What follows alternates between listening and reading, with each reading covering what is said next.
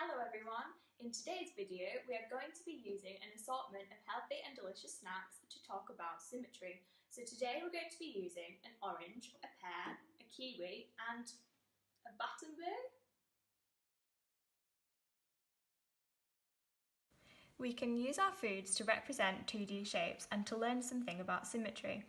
A line of symmetry is an imaginary line that runs through an object that divides it into two identical halves.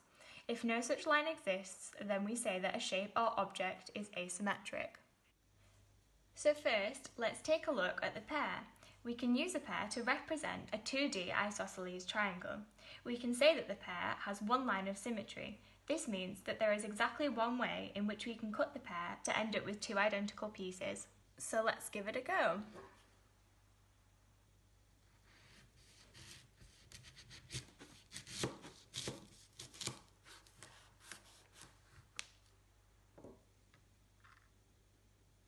As you can see, we have two identical halves, and notice that there are no other ways in which we can cut the pear to obtain two equal pieces, and so it has one line of symmetry. So next let's talk about a kiwi. Now a kiwi can be used to represent an oval. Notice that the kiwi has two lines of symmetry, as there are exactly two ways in which it is possible to cut the kiwi to get two identical pieces. So let's give it a go.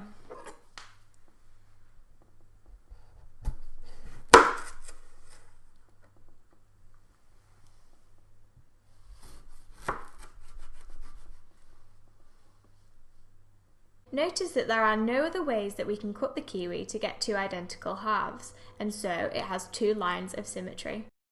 Next we're going to talk about my favourite fruit, the Battenberg, acting as a representation of a square. Now a Battenberg has four lines of symmetry. This means that there are four ways that it's possible to cut the Battenberg to get four identical pieces. So let's have a go.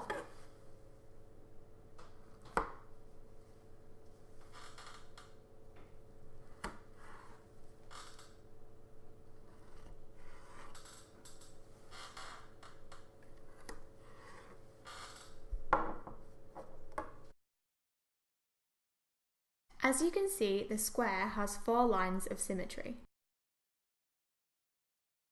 Lastly, let's think about an orange. An orange is acting as a representation of a circle. You can cut the orange as many times as you like to obtain two identical pieces, as long as the cut passes through the centre.